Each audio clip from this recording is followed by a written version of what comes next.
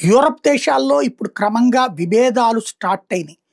America విషయంలో విభేదిస్తున్నారు. సమర్థించే దేశాలు, వ్యతిరేకించే దేశాలు. యూరోపియన్‌లో ఉన్నటువంటి ఫ్రాన్స్, అమెరికా ఆధిపత్యాన్ని పక్కన పెట్టి మనందరం సంఘటితంగా కలిసి పని చేద్దామని అడుగుతోంది.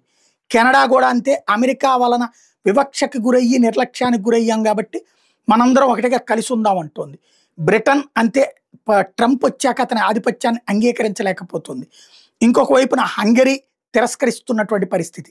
జర్మనీ చిరాకు పడుతున్నటువంటి పరిస్థితి. ఇట్లా క్రమంగా యూరప్ దేశాలు అమెరికా కారణంగా విడిపోతున్నాయి, వద్దంటున్నాయి. అదే సమయంలో యూరోపియన్లో మరొక వివాదం రాజుకుంటోంది. చొరబాటుదారుల్ని అమెరికా అధ్యక్షుడు ట్రంపే పక్కన పంపించేస్తాడు, బయటికి పంపించేస్తుంటే ఇక్కడ మాత్రం చొరబాటుదారుల్ని ఆహ్వానిద్దాం, అంగీకరిద్దాం అంటుంటే దానికి వ్యతిరేకంగా హంగరీ రెడీ అవుతోంది.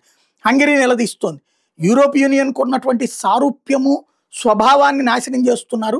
చొరబాటుదారులు తీసుకొచ్చి శరణార్థులుగా ఎంతకాలం ఉంచుకోవాలి, ఎంతకాలం పోషించి లోకలోళ్ళ సొమ్ము వాళ్ళకి పెట్టాలి అన్నటువంటిది తను మాట్లాడుతుంటే ఇప్పుడు హంగరీ బాట్లోనే చెజేచియా కూడా రెడీ అయింది. వాళ్ళు కూడా యూరోపియన్ యూనియన్లో భాగమైనటువంటిది. అది కూడా దీనికంటే పదజాలం కొంత తేడా ఉంటుంది. CZECHE అనమాట. ఇది చాంజీ అనాలా, చెజేజీ అనాలా, ఎవరి భాషల ప్రకారం వాళ్ళకు ఉంది. వీళ్ళు కూడా హంగేరీతో జట్టు కట్టి ఏదైతే యూరోప్ని యూరోప్ లాగా ఉంచుదాం అన్నటువంటి ప్రకటించుకొచ్చారు.